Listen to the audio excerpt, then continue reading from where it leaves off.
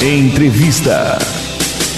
Segundo o dicionário, desvio de conduta ou desvio de caráter, ou também transtorno de conduta, é caracterizado por padrões persistentes de conduta socialmente inadequada, agressiva ou mesmo desafiante, com violação de normas sociais ou direitos individuais. Mas, afinal, como podemos entender os motivos dos chamados desvios de caráter? Para conversar conosco a respeito, estamos com a psicóloga e teóloga Cíntia Porto, aqui no nosso programa Aliança Show. Bom dia, Cíntia. Obrigado pela presença no nosso programa. Bom dia, obrigado eu. Bom dia, nossos telespectadores. Perfeito. Só chama um pouquinho mais para próximo aqui do microfone, né? Para a gente poder conversar. São 9h10, gente. 9h10. Programa ao vivo, né? Acontece um pouco disso. Programa ao vivo acontece um pouco de tudo. Mas vamos lá, vamos seguindo com a programação aqui. Agora, Cíntia Porto, qual a definição do desvio de caráter?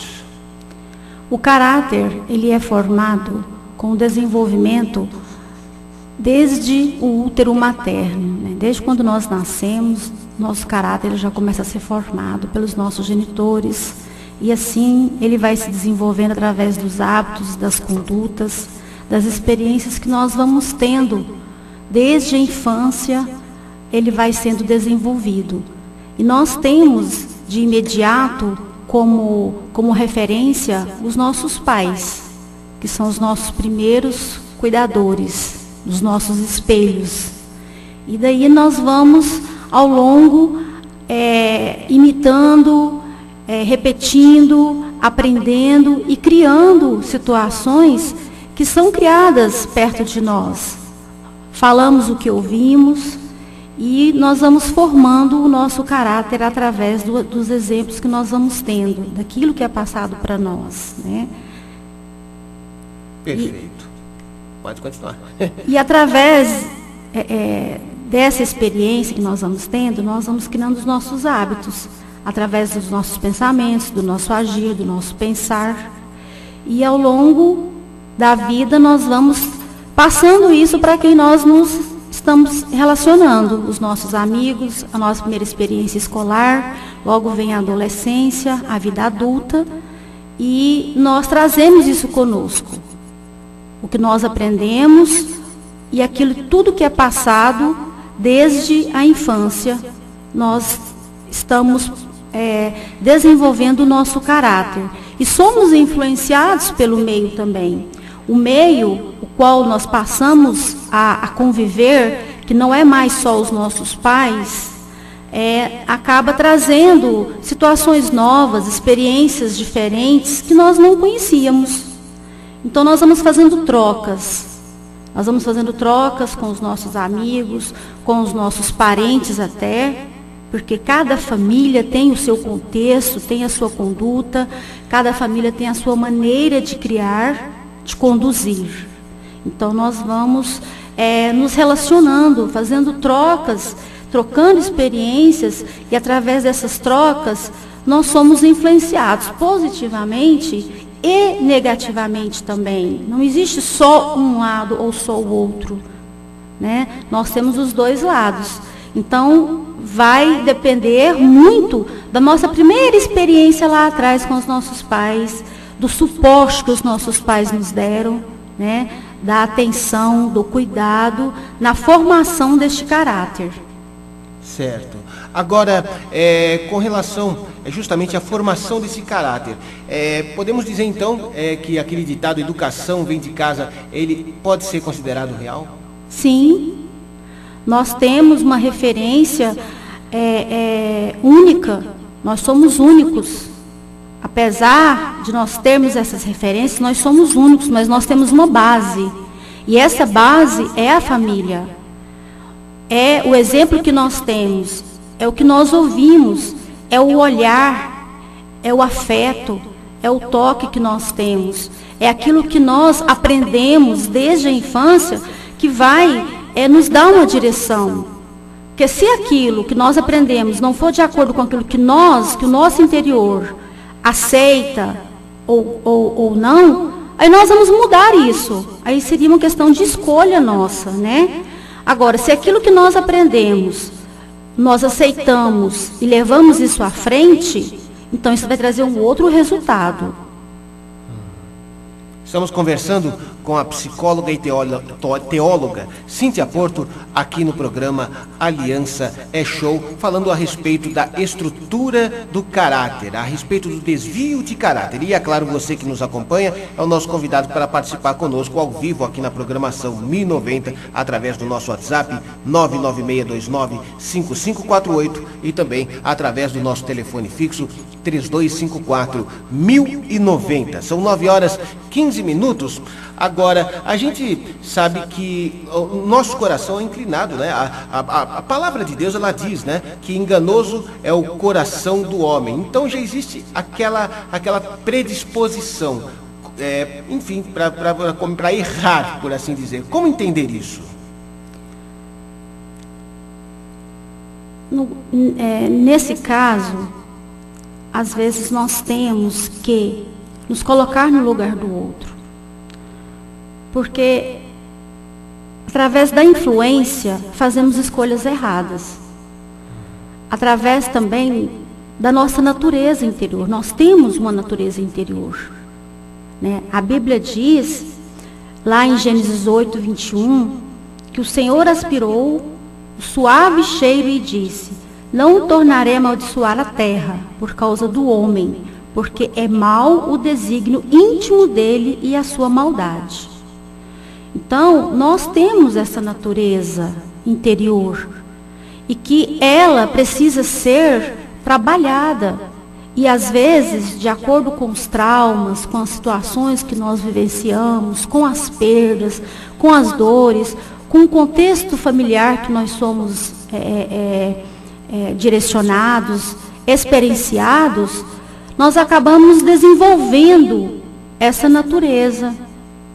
Talvez independente da nossa vontade. O indivíduo, ele não vê saída para o outro lado. Ele não percebe ganhos. E talvez o ganho, por esse lado, seja mais fácil para ele, mais prazeroso. Então aí começa o desvio, totalmente pelo lado negativo. E ele vai construindo isso dentro dele. E essa construção vai se tornando cada vez maior. Quando ele percebe, ele já está aquém do controle dele. Ele já não pode mais controlar.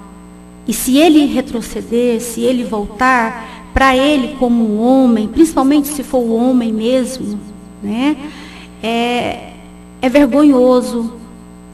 Ele não pode voltar. E isso vem contra os princípios dele, os valores que ele criou por conta própria, depois dessa experiência que ele teve.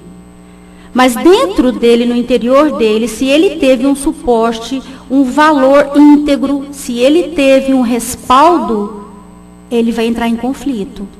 Ele não vai viver bem, vai ter consequências.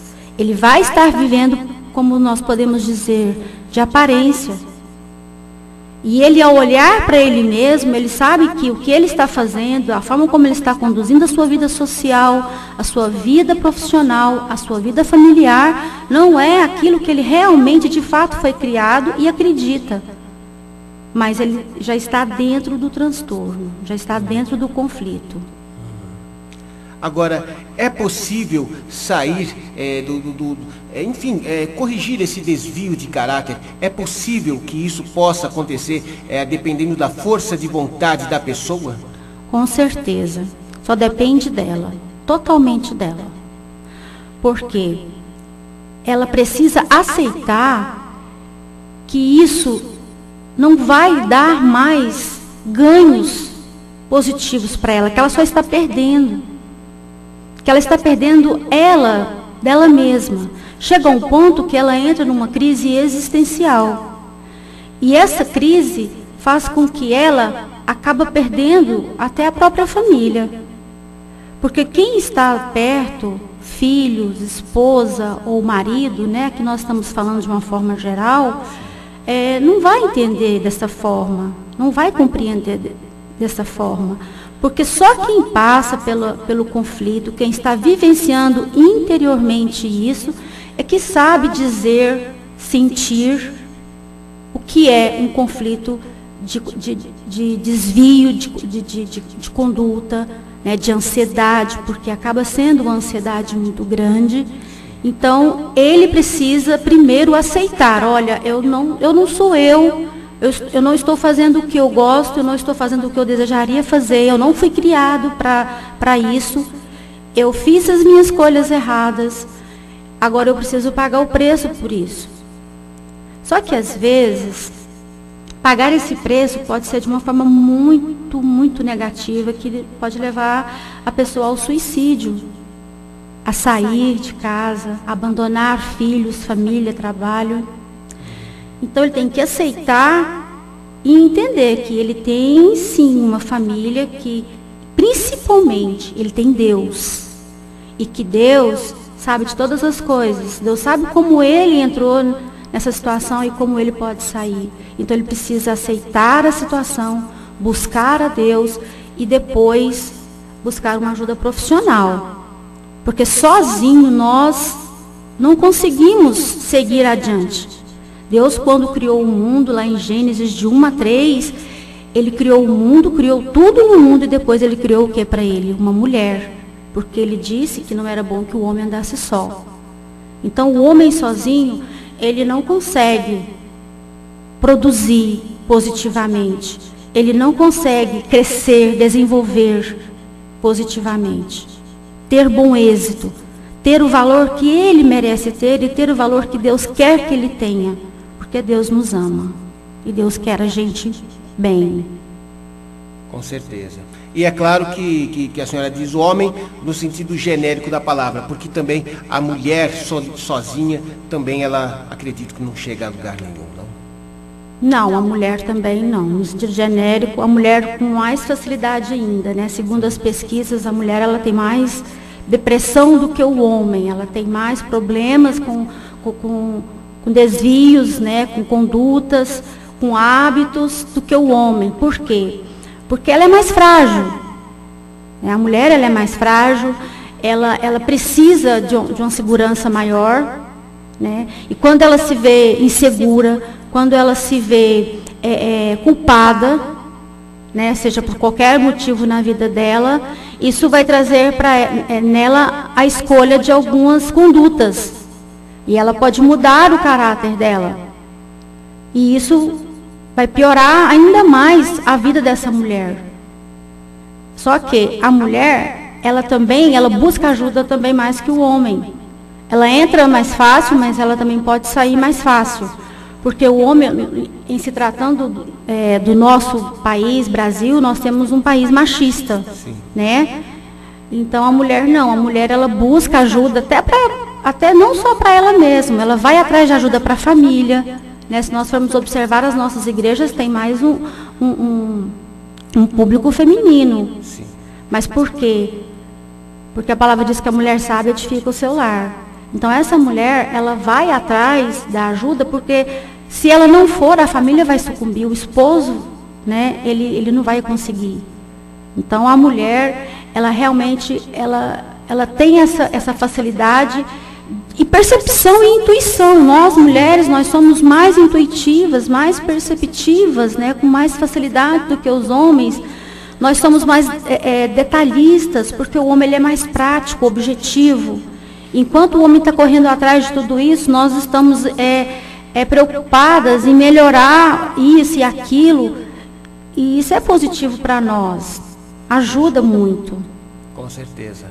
E eu digo isso de cátedra, porque eu tenho minha esposa em casa e ela olha assim com um prisma muito maior do que o meu. Às vezes eu não noto um determinado barulho, mas às vezes um clique, e ela já, peraí, que clique é esse? Esse clique não está no padrão aqui. Mas eu dou um barulhinho qualquer, mas alguma coisa tem, e realmente tem. Né? É a completude, né? Exatamente. É um completa o outro. Deus faz tudo perfeito, né? Exatamente. Agora, Cíntia, como que os familiares de uma pessoa notadamente com desvio de caráter devem tratar essa pessoa? Como eles devem dar uma direção e, é claro, sem afetá-la emocionalmente de alguma forma? O primeiro passo é a família não ter preconceitos, né, dessa pessoa que está precisando de ajuda. Porque nós vemos casos de famílias que abandonam os seus entes, né, que está com essa dificuldade.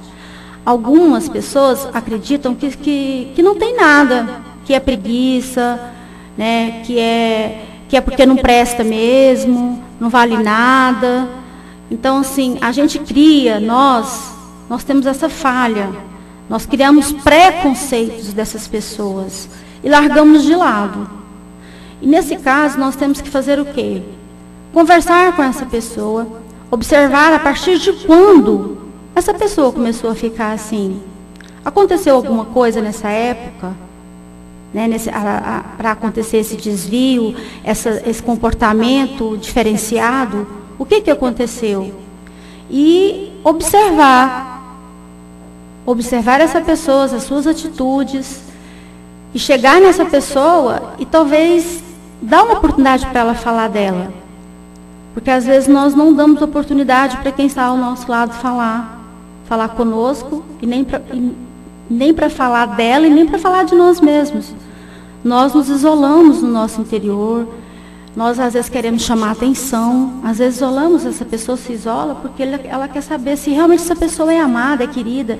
Eu vou ficar aqui no meu canto, ver se vai lembrar que eu existo, que eu sou importante, que eu sou útil, né, para alguma coisa. Só que isso às vezes não é percebido desta forma, né?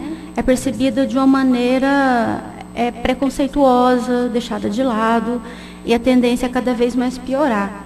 Então essa família, ou a esposa, ou os filhos, ou até mesmo um amigo, chegar e conversar e falar, olha, você está percebendo que você não faz mais isso, não faz mais aquilo, que as suas escolhas têm sido um tanto quanto desviadas, né? Você agora está andando com pessoas que você não deveria andar, você está falando com pessoas que estão te influenciando negativamente, você está tendo ações que você nunca teve, como por exemplo, você não fumava, agora você fuma, né? Você não bebia, agora você bebe, você não chegava tarde, agora você chega.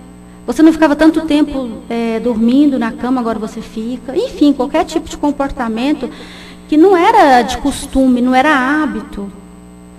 E é para que essa pessoa sinta-se que foi percebida, e aí ela vai pensar assim, estão me percebendo, estão olhando para mim. Ela vai sentir que ela foi olhada.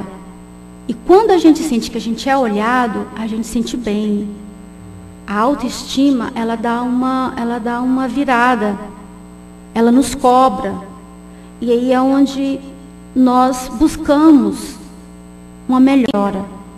E às vezes precisa sim de medicamentos, dependendo do caso, né, já extremo, né, de medicamentos, de encaminhar para um psiquiatra, um médico, que é o ideal para esse caso, né, psiquiátrico. Para trabalhar as questões psíquicas, né, para o controle cerebral dessas ações, que aí o cérebro ele já é atingido, né, os neurônios já estão sendo atingidos quando chega num momento já extremo desses comportamentos, dessas condutas, e chamar um psiquiatra, fazer um tratamento. Eu lembro que no início da minha profissão, as pessoas falavam que só ia em psicólogo quem era doido, né? A gente tem ainda, mas tinha muito mais um tabu. E psiquiatra, então, não podia nem falar, na época que eu formei. Então, assim, a gente tem que tirar isso da nossa sociedade, tirar isso do nosso meio, de que psiquiatra, ele é um médico tanto quanto o outro qualquer. Talvez até o mais importante, porque a nossa mente conduz o nosso corpo, os nossos pensamentos, né, as nossas atitudes.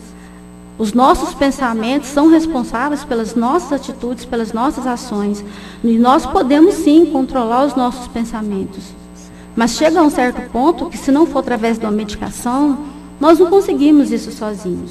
Então nós temos que ir no psiquiatra, ir também no psicólogo e ter esta família. Às vezes esta família também precisa ser ouvida, precisa ser acompanhada, porque acaba estando no contexto familiar, acaba influenciando, né? A esposa, os filhos precisam saber o que está acontecendo para saber lidar com aquilo. Então acaba sendo o sistema familiar, de um modo geral. Perfeito. Agora, Cíntia Porto, conforme você acabou de falar, né, é importante que exista a orientação de um profissional. Você é psicóloga e também é teóloga. E é claro que também a sua formação em teologia também contribui, é claro, não só para a orientação, digamos, física, mas também espiritual nos seus atendimentos, né? Agora, como que a senhora vê isso sob um aspecto espiritual? E você acredita, por exemplo, que apenas sejam pelos registros que a pessoa recebe dos pais, enfim, da criação? Você acredita que seja apenas por esses registros ou você acha que pode haver alguma outra influência na mente de uma pessoa para que ela possa ter os seus desvios de caráter? Olha,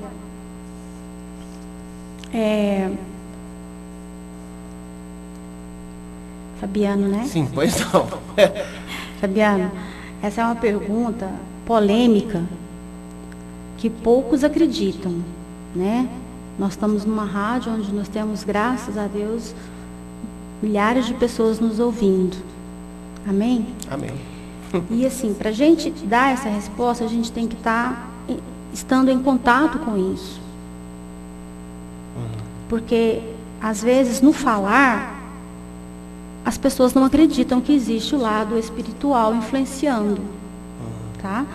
Porque a psicologia ela é uma ciência, até então, né? E nós estávamos falando de ciência. E a ciência, ela defende o que eu acabei de falar. Então, o lado espiritual, para quem estuda, para quem lida no dia a dia, é mais fácil acreditar. Porque é uma questão subjetiva, uma questão de prática, de você estar ali vendo isso acontecer. Né? Não é apenas você supor ou você negar que não acontece. Seria negligência de muitos. Né? Então nós temos que entender que Deus ele fez o homem corpo, alma e espírito. Está lá em 1 Tessalonicenses 5, 27, se não me engano. Né? E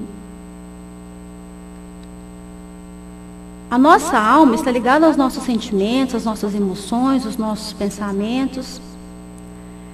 O nosso corpo é a nossa estrutura, né, física.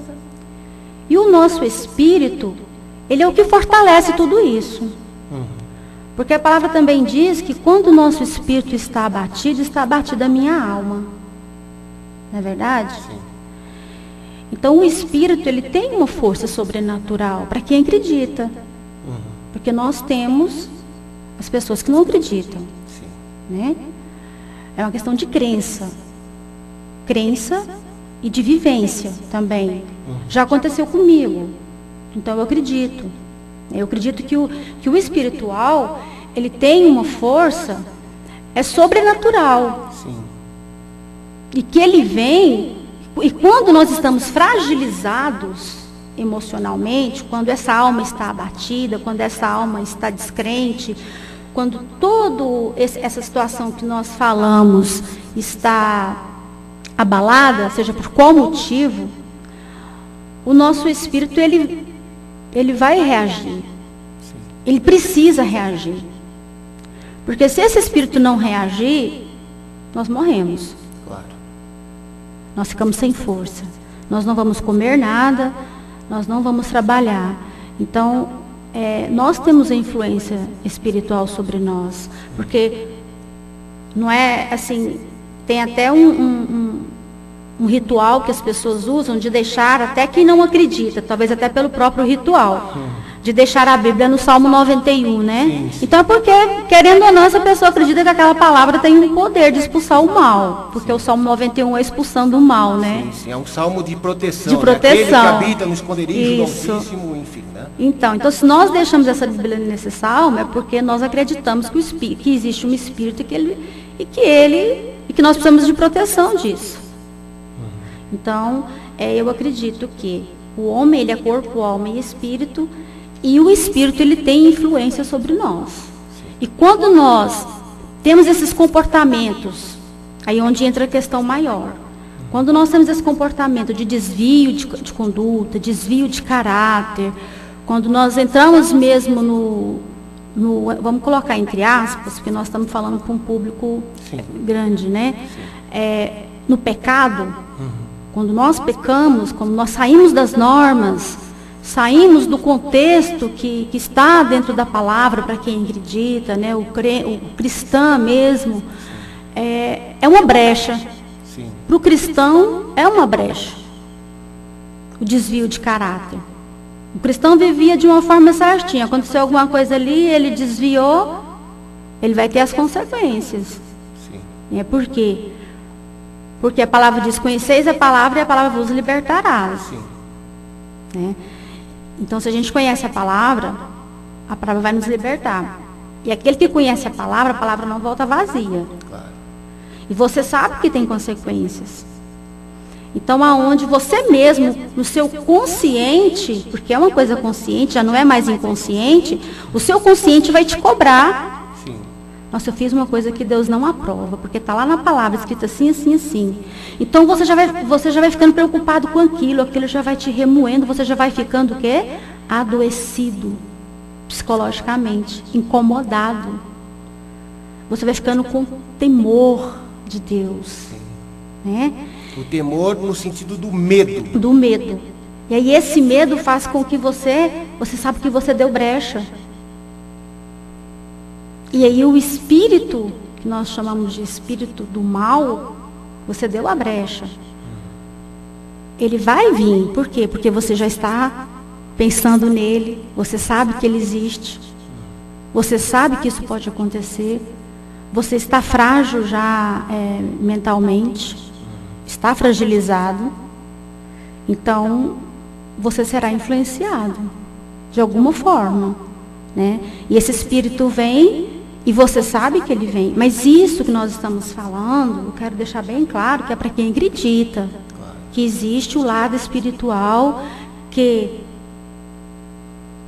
tenta mostrar que nós estamos errados, porque às vezes eu acho até assim positivo esse espírito ruim vir para que você possa mudar essa conduta, né? E as orações, as campanhas, elas são situações que vêm para isso, para te mostrar que você errou.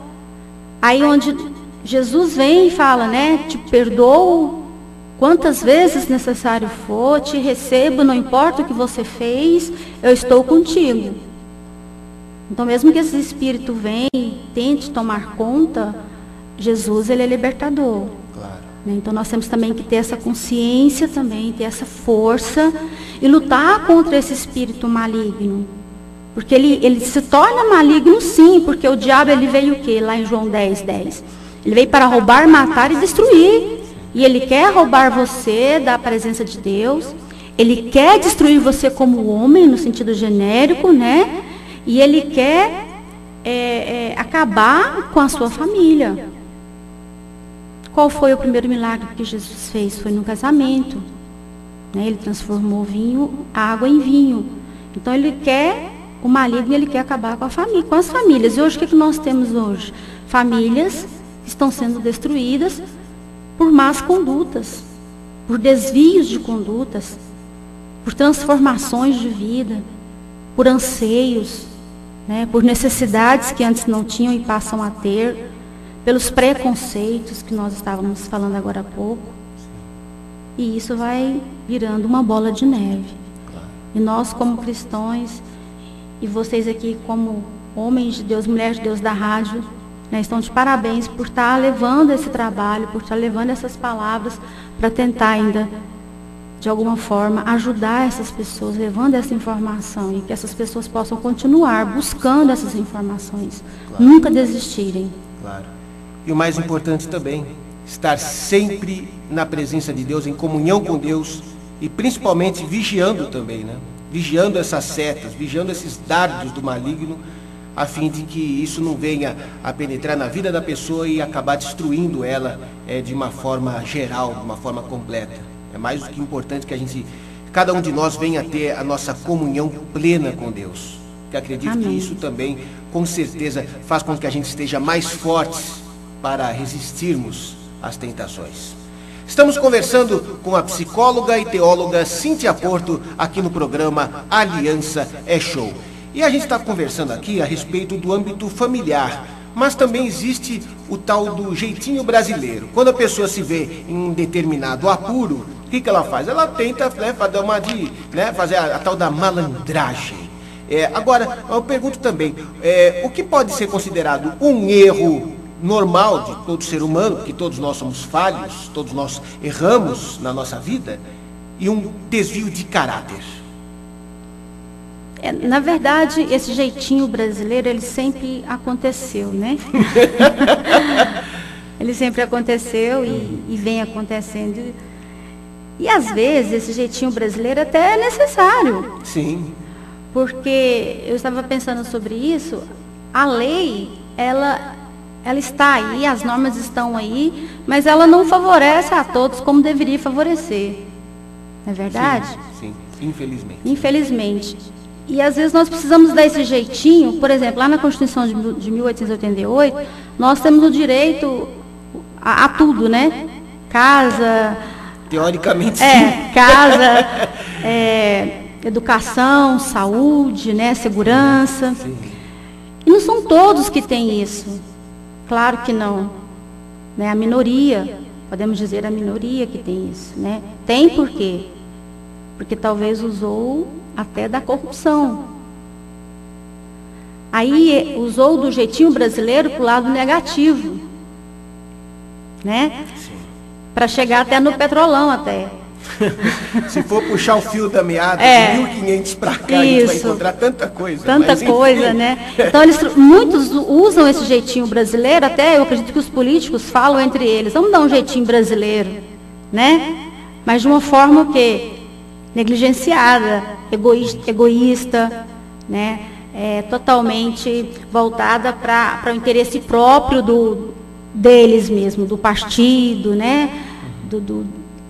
Do próprio político em si, desse mundo, né, de governantes que nós temos. Sim. Então, eu acredito que eles usam esse jeitinho brasileiro, mas para o lado ruim.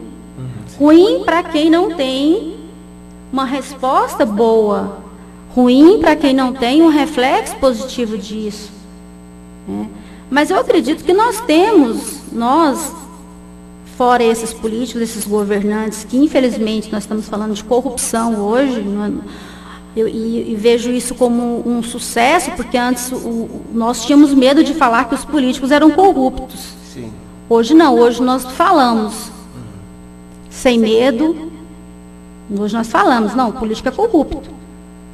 Hoje nós conseguimos falar isso, eu acho que já é um avanço nosso. Né? E acho que esse jeitinho brasileiro, ele tem um lado positivo, que é da criatividade, né? Que às vezes nós criamos uma coisa boa e temos a criatividade de procurar alguém que nos ajude, porque também se nós não tivéssemos jeitinho brasileiro para nos ajudar, às vezes uma pessoa morre, né? Às vezes acontece algo ruim. E a gente pede algo para alguém que tem influência, e ele dá o jeitinho brasileiro dele lá e ajuda. Sim. Né? Então eu vejo desta forma, tanto do lado bom quanto do lado ruim. Mas ele existe. Né?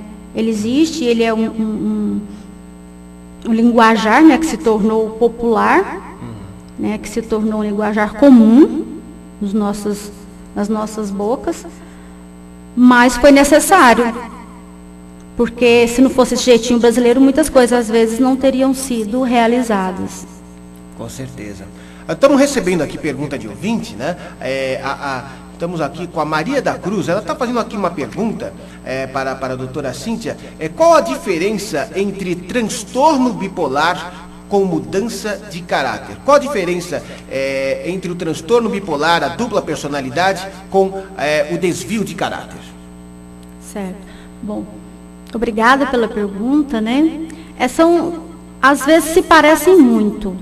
Nós confundimos as doenças mentais, os transtornos mentais, eles se confundem muito. Talvez um pequeno traço diferencia o diagnóstico. Então, teria que estar avaliando esse paciente com mais informações, tá? Mas o transtorno bipolar é algo extremista, né?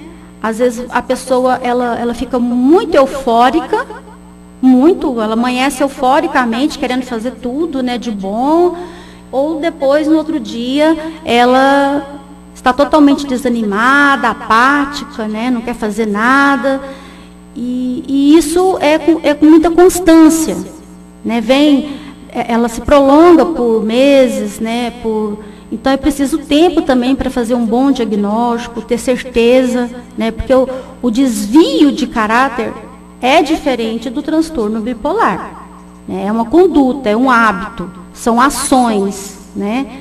E já o transtorno bipolar, ele está mais ligado dentro da questão psíquica, né? Da questão não muito comportamental, né? Mais psíquica.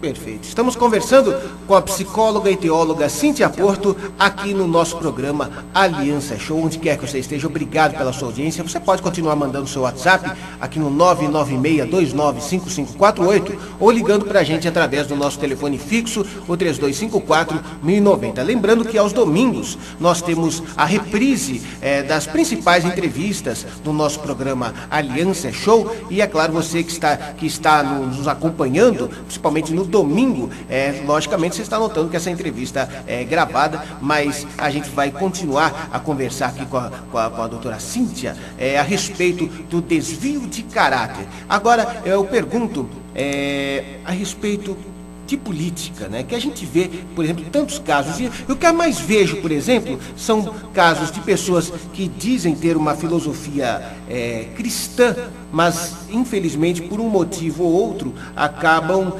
pisando no tomate, como diz o povo, né? Às vezes a gente não sabe o porquê, mas às vezes acaba falhando em sua conduta moral. E é lógico que não se deveria fazer isso, né? Agora, como a senhora analisa, por exemplo, uma pessoa que já tem um perfil desenvolvido, uma filosofia, por assim dizer, desenvolvida, sabendo sobre o caráter, sobre a ética, sobre a decência, enfim, mas por algum motivo ou outro acaba caindo de uma forma, fazendo com que as pessoas até desacreditem da palavra de Deus? Olha, Fabiano, talvez, eu acredito que pela influência do contexto no qual ele se encontra. No meio. No meio, Ele está numa situação e ele vai para outra situação a qual ele pensa que ele não vai ser influenciado. Porque eu já conversei com alguns políticos, muitos falam para você, quando eu chegar lá, eu vou fazer tudo diferente do que eles fazem. Ninguém vai me influenciar, ninguém vai fazer isso, ninguém vai fazer aquilo. Eu vou implantar isso, vou fazer esse projeto. E quando chegam lá, ou eles mudam de ideia, anulam aquela ideia, não fazem nada, porque eu acredito que há uma opressão política, há um grupo muito forte, e esse grupo que domina, né? E esse grupo dominador, ele acaba influenciando essa pessoa que tem esse pensamento. Pode influenciar? Pode. Não necessariamente, né? Então, mas se ela tiver aquela estrutura que eu falei lá atrás, aquela estrutura do ego, aquela estrutura de identidade, aquela estrutura da criação, né, dos valores, ela vai anular, talvez ela não consiga fazer o que ela estava pensando com tanta facilidade. Mas ela vai ter resistências ali naquele grupo, com certeza.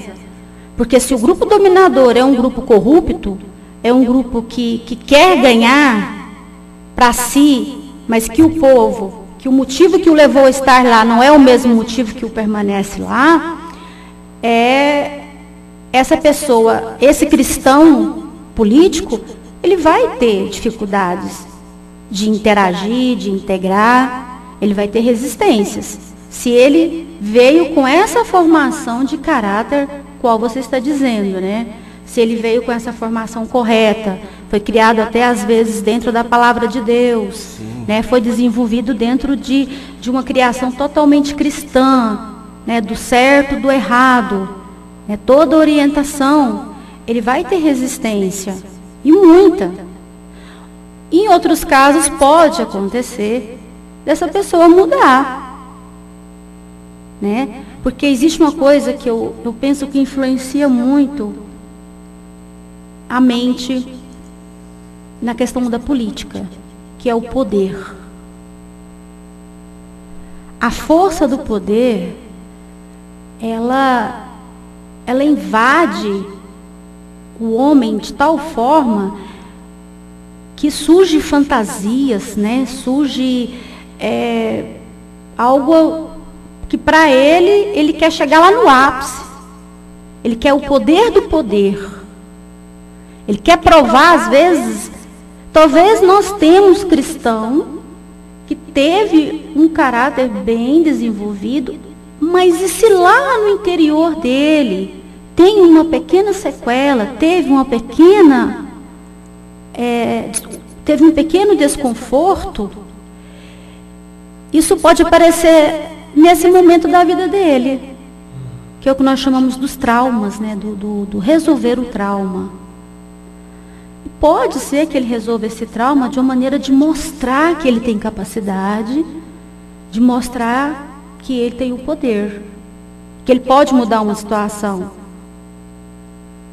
Talvez para o lado positivo até, mas também pode ser para o lado negativo, porque isso vai de encontro ao grau desse trauma, né? Onde que ele está, em que área que ele está, em que momento da vida desse sujeito ele ficou parado. Então são conceitos amplos, né? São conceitos que não têm fim,